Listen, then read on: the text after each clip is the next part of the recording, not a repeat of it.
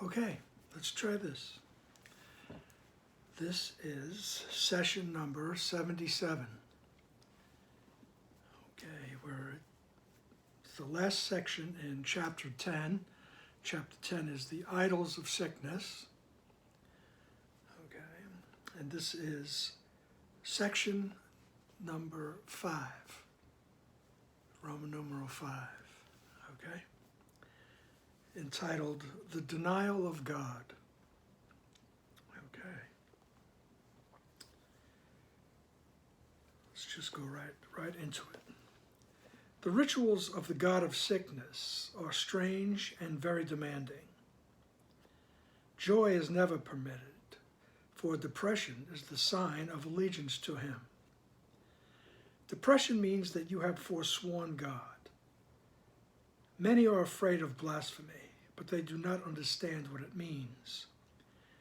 They do not realize that to deny God is to deny their own identity. And in this sense, the wages of sin is death. Okay. The sense is very literal. Denial of life perceives its opposite. As all forms of denial replace what is with what is not. No one can really do this, but that you think you can and believe you have is beyond dispute. Okay, so wrapping up this chapter on the idols of sickness, the idols of the belief in separation. Okay, Jesus speaks about the rituals of the god of sickness. They're strange and demanding. And the rituals are all the ways that the ego uses to prove that we are separated from our source. We are, and to prove that we are not who we really are. All right? Remember, there's something that Jesus said in the New Testament that was, getting him in a lot of hot water, talking about blasphemy and things like that. He said, I and the Father are one. Okay? I and the Father are one. And he's telling us here constantly that there is no place where the Father ends and you begin, right? As something separated, as an individual. You are thought in the mind of God, to put it into words like that. You are the extension of God. Right?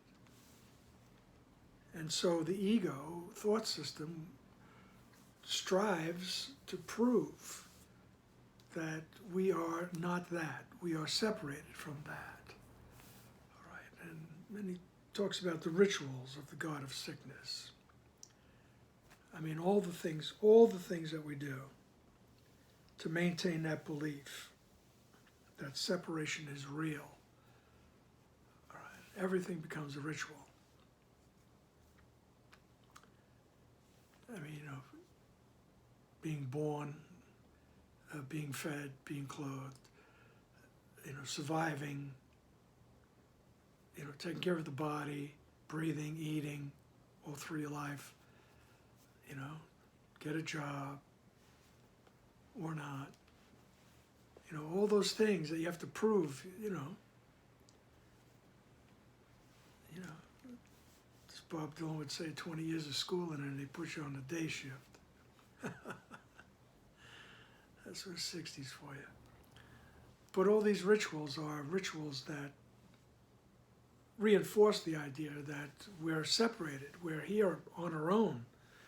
I mean, this is even without the inkling that, well, maybe maybe there is a spiritual connection somewhere. The ego just jumps right away to prove that you are separated from your source. All right? You are not that. All right? You're denying your relationship to God. hence the title of this section, The Denial of God. And he says that many are afraid of blasphemy, but they don't understand what it means. He says they don't realize that to deny God is to deny their own identity. Okay, I mean, here's the things you can think about. You can have incredible awarenesses thinking about that. To deny God is to deny your identity, your own identity, because there's no place where God ends and you begin. You are a thought in the mind of God.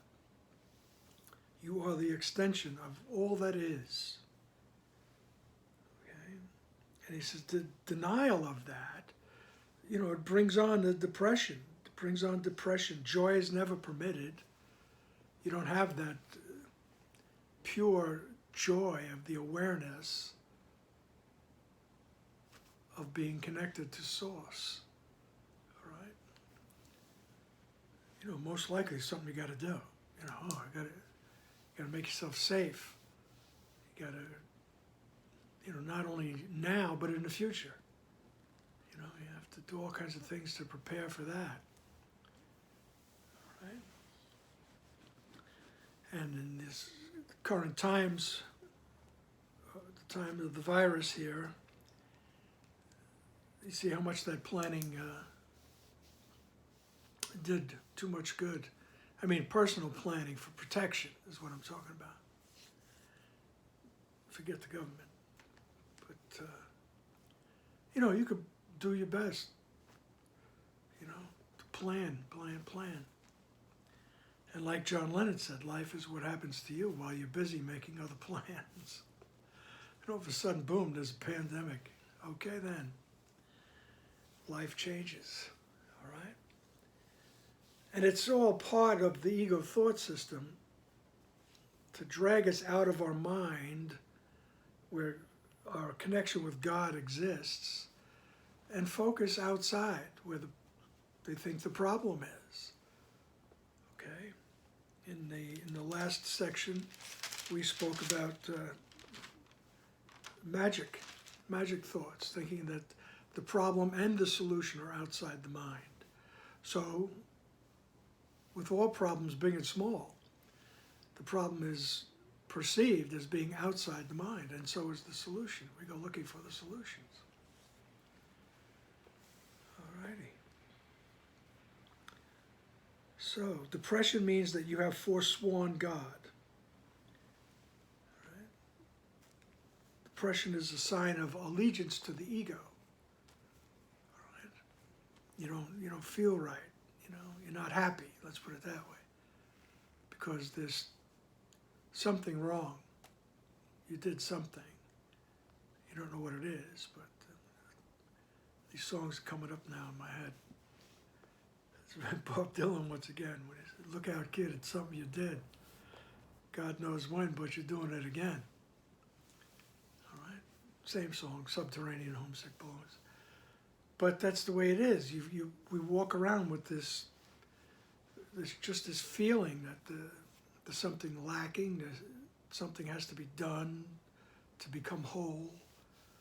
All these things are the part of the rituals of the ego thought system, rituals of the god of sickness. Right? So, he says they do not realize that to not deny God is to deny their own identity. And in this sense, the wages of sin is death. All right? The wages of sin. All right? Someone famous said that. So, the sense is very literal. Denial of life perceives its opposite. Our true reality is life. Our true reality is life in the totality of oneness. Right? In that abstract milieu that is totality. I don't know how else to put it. I'll think of something later on. But to deny that, you perceive the opposite. instead of knowing who you are and where you are, what you are, instead of knowing, now you deny, you turn your back on that, and now you perceive something.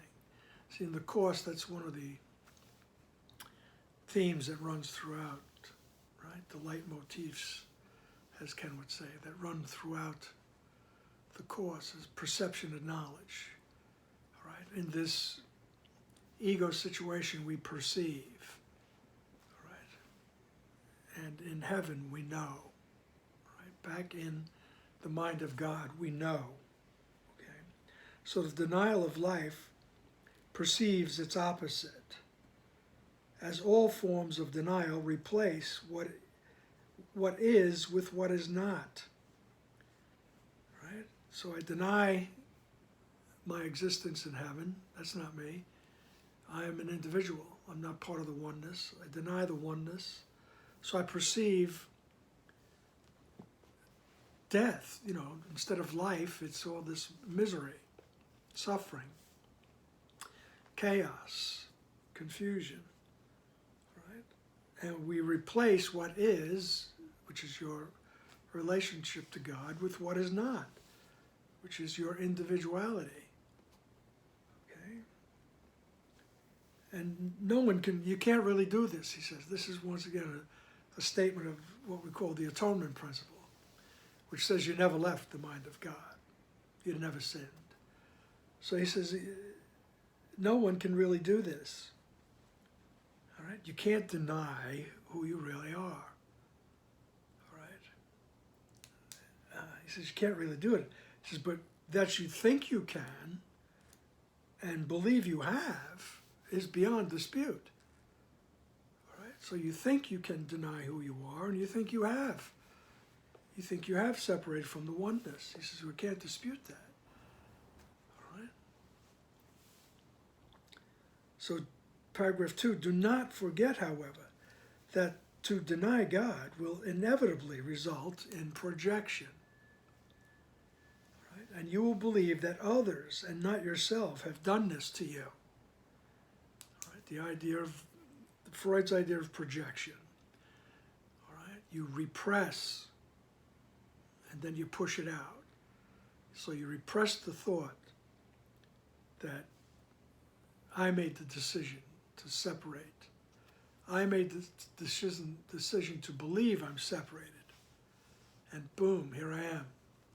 I'm in this ego dream. I'm in the world, and yet I can't stand the thought of being responsible for that, so I have to project.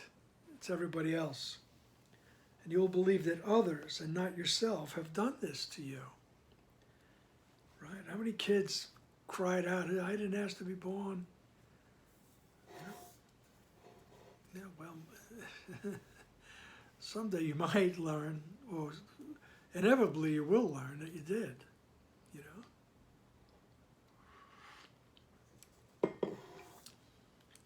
Okay. So you'll believe that others and not yourself have done this to you. You must receive the message you give because it is the message you want. You may believe that you judge your brothers by the messages they give you, but you have judged them by the message you give them. Do not attribute your denial of joy to them, or you cannot see the spark in them that would bring joy to you. It is the denial of the spark that brings depression. For whenever you see your brothers without it, you are denying God. Okay? Everyone, even in this dream of individuality, everyone retains the spark of the great rays, the spark of who they are. And if we're not giving that message to our brothers, okay, that you are the light of the world, you carry the light with you, you are the offspring of God. If we're not giving that message, all right, we're projecting, we're attributing our sadness, our lack of joy, We're attributing it to them, right? And you cannot see, or you cannot see the spark in them, right? Because if I saw the spark in them, I would see it in myself, and it would bring me joy. Okay? And that's the willingness to see the other correctly, the willingness to see them as they are. That's the process of forgiveness. That's what brings us joy. You know, and it's not the process of forgiveness is not, oh, you did something, but in my magnanimity, I'm going to forget it. I'm not going to punish you. That's, you know, the basic premise is off. Right.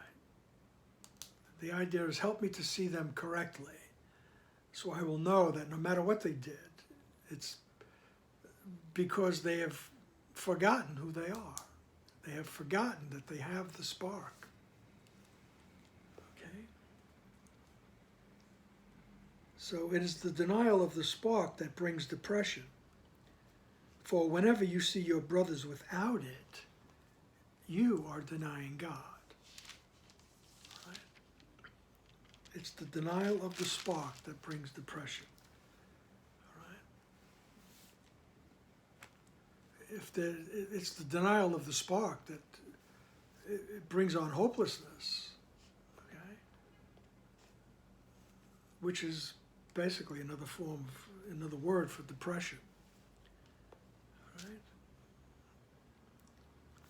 So, paragraph 3, allegiance to the denial of God is the ego's religion. The God of sickness obviously demands the denial of health, because health is in direct opposition to its own survival. But consider what this means to you. Unless you are sick, you cannot keep the gods you made, for only in sickness could you possibly want them. Blasphemy, then, is self-destructive, not God-destructive. Right? It means that you are willing not to know yourself in order to be sick. This is the offering your God demands, because having made him out of your insanity, he is an insane idea. He has many forms, but although he may seem to be different things, he is but one idea, the denial of God. Okay? Everything we perceive in this world, right, is one thing. The denial of God. Every problem we think we have, right, is one thing. It's the denial of God. Okay? So sickness and death seem to enter the mind of God's Son against his will. Right? Well, let's just go back first to a couple of things in paragraph 3. So, allegiance to the denial of God is the ego's religion. This is what the ego promotes and tries to prove, that you're not a part of God. And the God that it puts up, you know, for us to see is a vengeful chess player. You know, if you're not good to him, if you're not saying nice things about him and praising and praying and sacrificing, then you're going to get it. All right? You're going to get smote. You're going to get drowned. You're going to get hit with whatever. All right? The God of sickness obviously demands the denial of health. So the ego demands that you deny who you really are. That's what health is. All right? Your connection to everything. Because health is in direct opposition to its own survival. Because if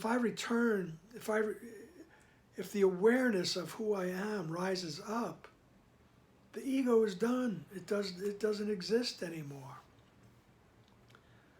So the ego, the God of sickness, demands that we Don't go there. Don't go to your mind. Stay busy out here, right? Outside the mind, all right? It's in direct opposition to its own survival, all right? But consider what it means to you. Unless you're sick, you cannot keep the gods you made. For only in sickness could you possibly want them. So everything about this world, right, everything we think we need, everything we think we want, all things that we think are necessary, right? He says you wouldn't want them if you knew yourself, right? If you knew who you were, right? You cannot keep the gods you made. For only if you're sick, only if you believe that you separated from God, could you possibly want anything in this world. All right. So blasphemy then, he says, is self-destructive, not God-destructive. You're not going to destroy God. Doesn't happen. Right? The original source goes on. Okay? While we're making believe, we're out here. All right? As it said in, I believe it was the last section, you are at home in God, dreaming of exile. So here we are. All right? Running around thinking we need things. All right? And this God of sickness, the ego, has many forms. All right? But although he seems to be many different things, he is but one idea, the denial of God. All right, we come back to that idea that comes through all the time, is that one problem, one solution. Everything in this world stems from the denial of God, the denial of who you are, the denial of your connection with God. So paragraph 4, sickness and death seem to enter the mind of God's Son against his will. The attack on God, in quotes, made his Son think he was fatherless. And out of his depression, he made the God of depression. This was his alternative to joy, because he would not accept the fact that although he was a creator, he had been created. Yet the Son is helpless without the Father, who alone is his help. Okay? So it seems like sickness and death entered, uninvited. Okay? The denial of God, right? The denial of who you really are, right, made us think that we were fatherless. And that's pretty depressing. Okay, that's sad. And out of the depression, he made the God of depression. So all of a sudden, I think I turned my back on God, and I've got the ego thought system here. All right, and this was the alternative to joy. Right? Because I could not accept the fact that, although I was a creator, the same as God created me to do what he does, created me the same, all right? So I couldn't get over the fact that, although I was a creator, I was created. I wasn't the first cause. So,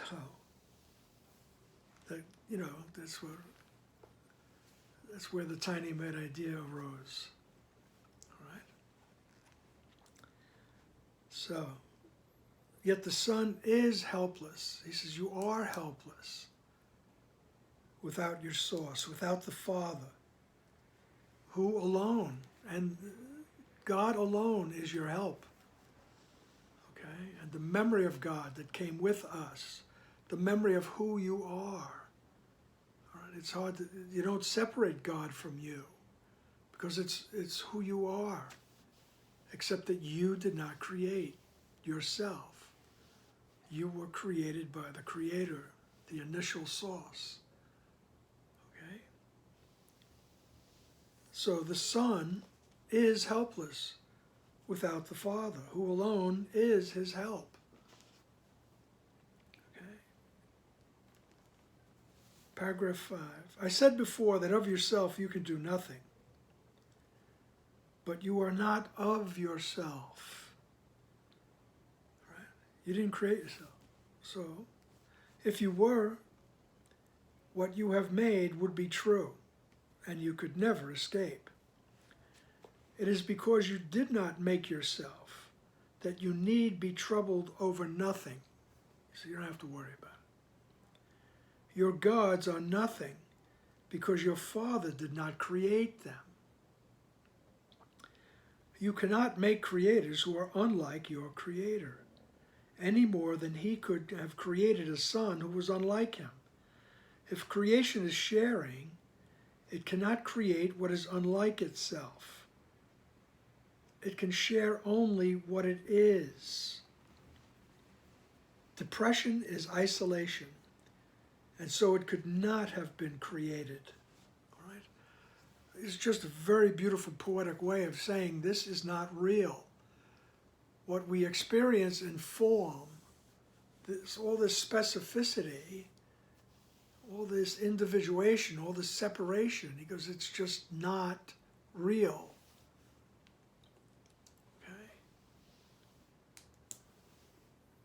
And it can, he said, because God can only share what he is. All right? So if creation is sharing, it cannot create unlike itself. This is not like heaven. All right? In case you don't know, I'm pointing out the window to the world. All right? This is not like heaven. All right? So God did not create what is unlike himself. All right? And this is unlike heaven. All right? He's just very poetically telling us this is not real. All right? And I can hear Ken's voice echoing in my head to remind everyone, be normal. Right? Don't go walking down the street, especially these days in New York City. You don't go walking down the street saying, this is not real, this is not real. You know, you're liable to get very sick. You know, being so nonchalant and silly. Okay? This is a process. Okay? This is a process of working our way out of this belief. We believe we separated. He says you can't deny. All right? No one can really do this. You can't separate from God, but that you think you can cannot be disputed. All right? And that you believe you have done it cannot be disputed. All right? So we have to work our way out of it.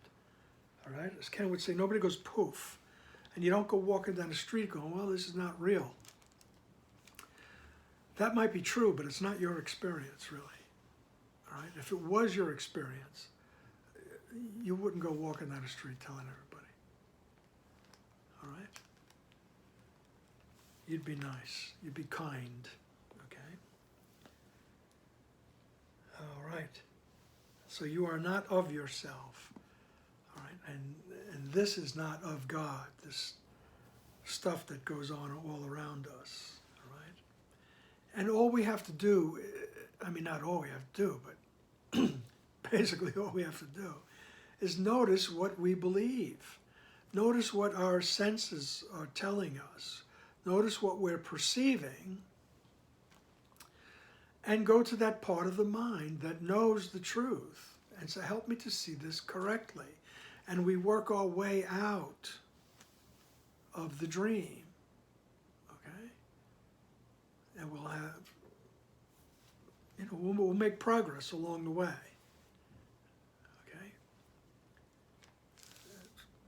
Okay? just the way we are, okay? So, depression is isolation, all right? Depression, you think you're all alone. There's no help, there's no hope, okay? It's depression, okay? It's isolation, all right? So it could not have been created. So God didn't create that, all right? This made-up stuff, although it seems very real to us, all right? Especially these days, we're getting a taste of different life, all right? Where they're begging and pleading with us to stay inside. Social isolation, okay? Even if you go outside, they tell you to stay 6 feet away from people, all right? So, I get the urge to go outside, but then I get the thought, is it really worth it, Because this, although, it's the ego thought system, it's serious business, to make you feel very bad, if not kill you, all right? So, like Ken says, be normal, take care of yourself, all right? There's a lot this body can do by being here, all right? And what this body can do by being here is to learn. We use this dream to wake up, all right? As Jesus would say, we use time to escape from time, okay? You can hear the activities of the city all day long. Those noises are going on, so it's a very active time. Okay, so depression could not have been created. God didn't create depression, all right? So if you're feeling that, all right, as best you can, come inside, all right? Find your way back into your mind, okay? The anxiety and depression of these days, you can even use the body to come inside. It's like a first step. You just, as Eckhart Tolle suggests, you just become aware of the energy or the feelings in your hands. Okay, and that starts to bring you inside. Starts to bring you away from what we're perceiving outside of us. All right? And in the Course in Miracles, we suggest that you come in and you come into your mind and ask your higher self, your better self. You ask Jesus, Holy Spirit, help me to see this correctly. Okay? And the goal is peace of mind in this form here. The goal is peace of mind, so that no matter what's going on outside in the time of the virus, and even if it's not the time of the virus, there's still some kind of nuttiness that's going to be going on. And we can just come inside and ask, how can I see this correctly? Which means, how can I see this through the eyes of peace? Okay. So, in paragraph 6, he's going to start out with an announcement of the atonement principle once again. He says, Son of God, you have not sinned, but you have been much mistaken. Okay? Yet this can be corrected, and God will help you, knowing that you could not sin against him. So God knows you never left. All right? So you haven't sinned. You haven't destroyed heaven. You haven't separated from the oneness, right? But although Jesus says, although you think you can, and you think you have, and the mind is so powerful, it makes up this whole stuff, makes up this whole play. All right? The mind is very creative like that. You know, it miscreates, let's put it that way, as Ken's wife would say, Gloria. Yet this can be corrected, and God will help you, knowing that you could not sin against him. You denied him because you loved him, knowing that if you recognized your love for him, you could not deny him. Your denial of him, therefore, means that you love him and that you know he loves you. Remember that what you deny, you must have once known. And if you accept denial, you can accept its undoing. Right? So he says, remember that what you deny, you had to know at one time. You had to know the oneness. Right? You had to know it, and you can remember it. And if you accept denials, you know, no, that's not me. Right? You can accept denial's undoing. You can accept the undoing of denial. You can accept the return of who you are. Right? You can accept the awareness of love that is all around you. So he says, you have not sinned, but you've been much mistaken. You made a mistake. You believe you sinned. You believe you left. Paragraph 7, your Father has not denied you.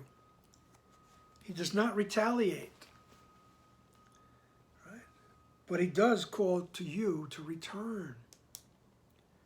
When you think he has not answered, when you think he has not answered your call, you have not answered his. He's calling for us to return.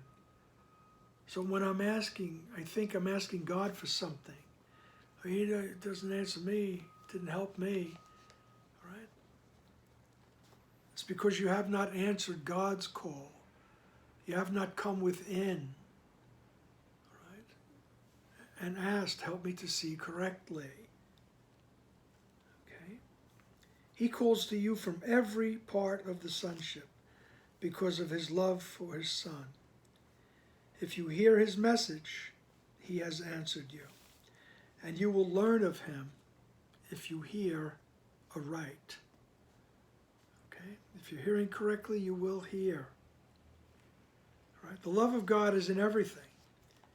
It's in everything he created. For his Son is everywhere. Look with peace upon your brothers, and God will come rushing into your heart in gratitude for your gift to him. All right? So look on peace. Look on your brothers with peace, rather. And God will rush into your awareness. Right? Because looking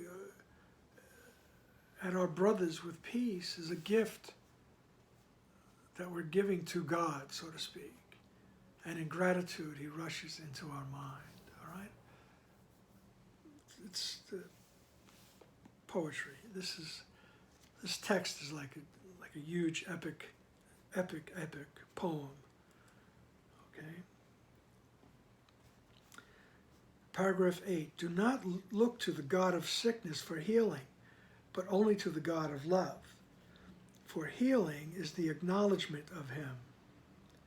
When you acknowledge him, you will know that he has never ceased to acknowledge you, and that in his acknowledgement of you lies your being. Right? You are not sick and you cannot die, but you can confuse yourself with things that do. Remember, though, that to do this is blasphemy. For it means that you are looking without love on God and his creation. from which he cannot be separated. All right? So it's not blasphemy against God, but against ourselves. Okay? He says, you're not sick and you can't die, but you can confuse yourself with things that do.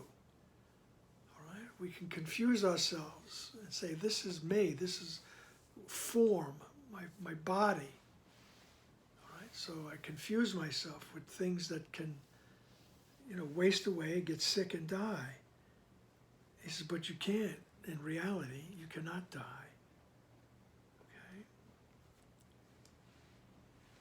Paragraph 9. Only the eternal can be loved, for love does not die. What is of God is forever, and you are of God. Right? Would he allow himself to suffer? And would he offer his son anything that is not acceptable to him? If you will accept yourself as God created you, you will be incapable of suffering. Yet to do this, you must acknowledge him as your creator. This is not because you will be punished otherwise. It is merely because your acknowledgement of your Father is the acknowledgement of yourself as you are. All right, over and over again in this section is gigantic celestial pep talk. It keeps telling us who we are. You never separated. You can't separate. You made a mistake. It's not a big deal. Come back to who you really are. You're not sick and you cannot die. All right? But you can confuse yourself with things that do get sick and die. So it's not a gigantic sin. Being confused is not a sin. All right? And if you accept yourself as God created you, you will be incapable of suffering. Right? Yet to do this, you must acknowledge him as your creator. This is not because you'll be punished otherwise. It's merely because your acknowledgement of your Father is the acknowledgement of yourself as you are.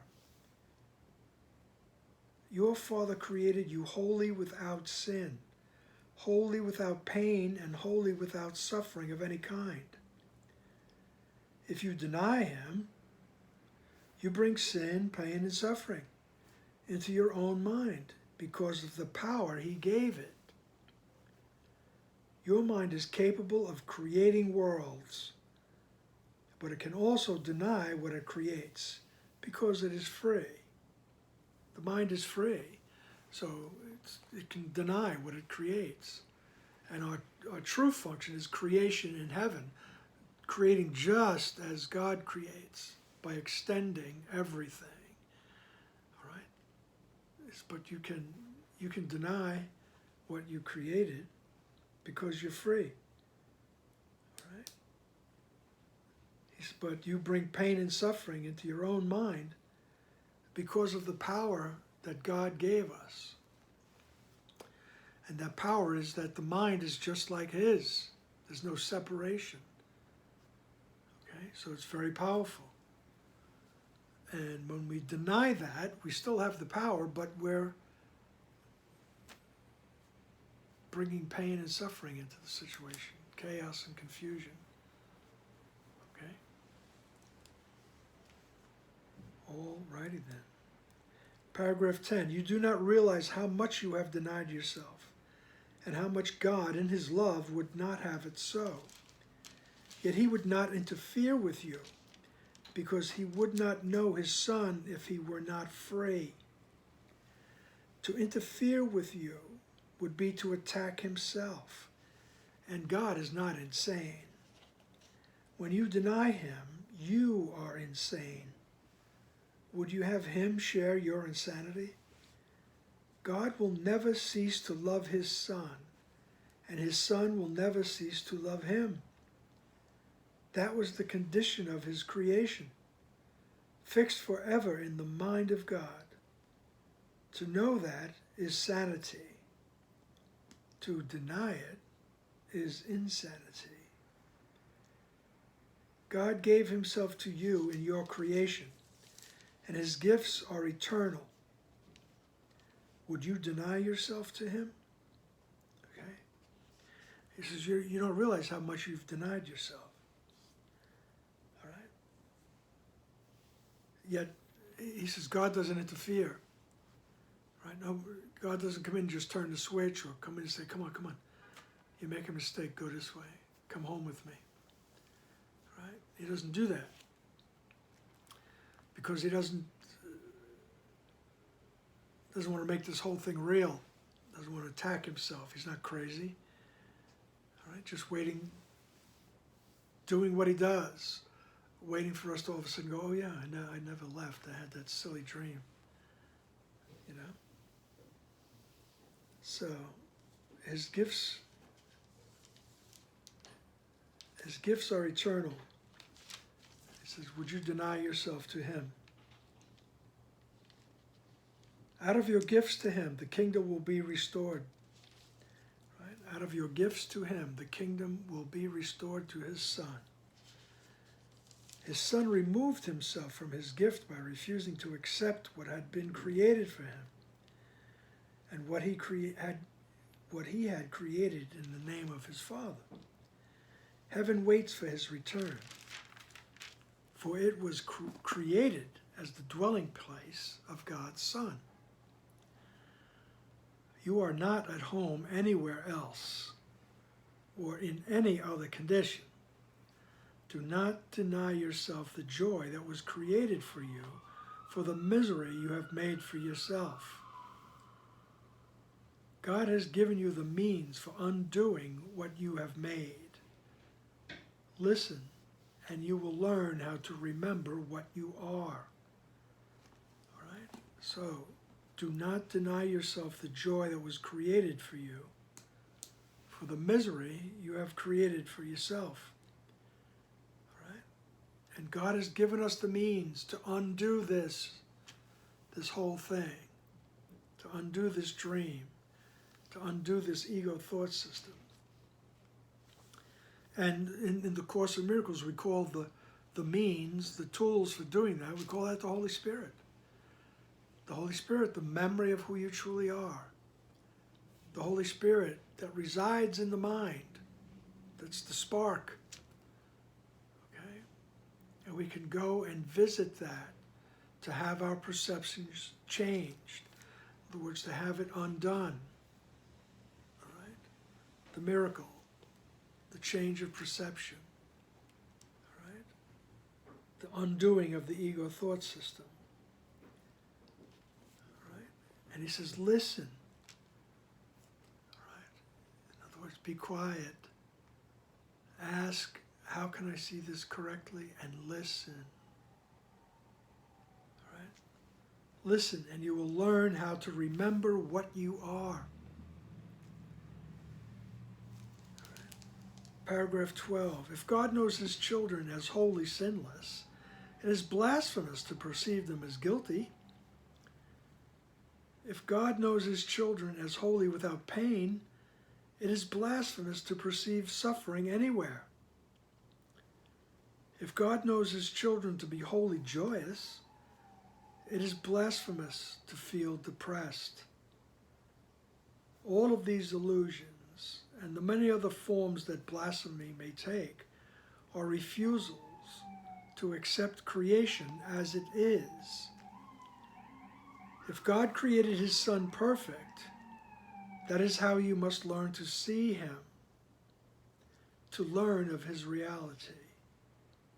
And as part of the sonship, that is how you must see yourself, to learn of yours. You must see yourself as perfect, all right? And we're not talking about the perfect body, the perfect job, the perfect spouse, the perfect family, the perfect car. It's not happening. That's not it. Those are all idols, the rituals, okay? It doesn't make you bad. It just makes you miserable, as Joy would say. It doesn't make you bad. Right? You make a mistake, when you think that's where it's at. All right? But he says, learn to see yourself as perfect. All right? As part of the sonship, this is how you must see yourself. All right? And your brothers. So we have to ask, help me to see that. Because it's not my natural inclination. Right? The natural inclination in the ego thought system is to find fault, right? Condemn. Okay? But we ask, how can I see this, him, her correctly? Okay? In other words, how can I become aware of the perfection in them? And then become aware of the perfection in myself.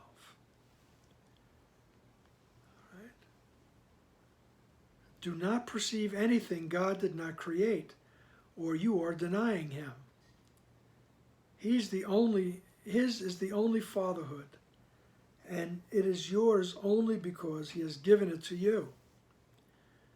Your gifts to yourself are meaningless, but your gifts to your creations are like him,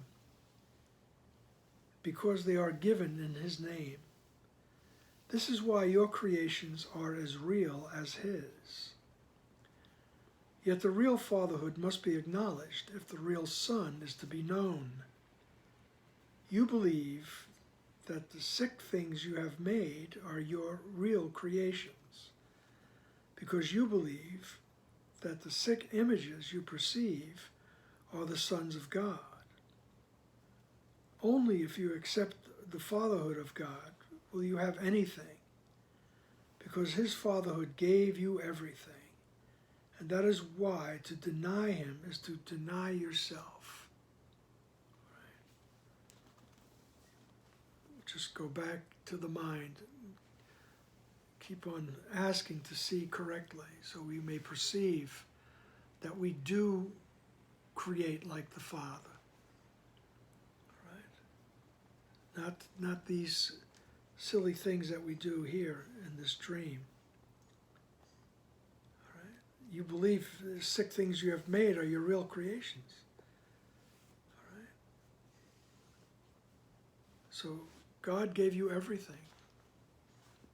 Right? And to deny him is to deny yourself. Paragraph 14, arrogance is the denial of love. So arrogance is the denial. No, that's not me. I'm not the light of the world. I don't have the spark of the great rays in me. I'm not the offspring of God. Right? That's arrogant. Arrogance is the denial of love, because love shares and arrogance withholds. As long as both appear to you to be desirable, the concept of choice, which is not of God, will remain with you. While this is not true in eternity, it is true in time, so that while time lasts in your mind, there will be choices. Right? Time itself is your choice. If you would remember eternity, you must look only on the eternal. If you allow yourself to become preoccupied with the temporal, you are living in time. As always, your choice is determined by what you value. Time and eternity cannot both be real, because they contradict each other. If you will accept only what is timeless as real, you will begin to understand eternity and make it yours. So if we accept only what is timeless as real, okay, you'll begin to understand eternity. So how we do that is we go through our lives and we ask, how can I see this correctly?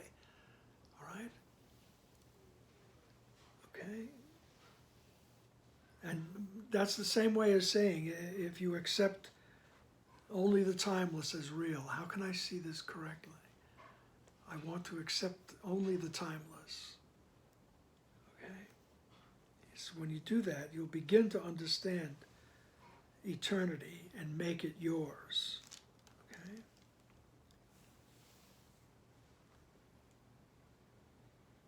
Alrighty. So, because God didn't make choices, all right? We're the ones that believe that, hey, there's something I could get in the ego thought system. And yet, we grow tired of it. There's something that I want in the serenity of peace. All right, so he says, now you have choices. So choose to see things that are timeless. And you'll begin to understand eternity. All right? So we choose, help me to see this correctly. Whatever it is, whether it's a grievance, past, present, or future, we can also plan our grievances. All right? But it's going to block the light. It's going to block the understanding of eternity. All right? So the constant desire is to see correctly. Above all else, I want peace. Above all else, I want to see. Okay? So, thus ends chapter 10, the shortest chapter in the book, Ken says. All right? And the next time we meet, we will begin chapter 11. Okay? So, just remember that, you're choosing. You're choosing what you perceive. And you can also choose to have your perception corrected. We don't do the corrections, okay? That's the ego, once again, taking charge and saying, no, well, look, I could do it, right? We can have peace between these two people, right? The ego doesn't do that. Only the Holy Spirit, the means that God gave us to see peacefully, to see correctly. So, use them. Use the tool. And we'll talk to you soon. All right? Excellent. Have a good day. Thank you.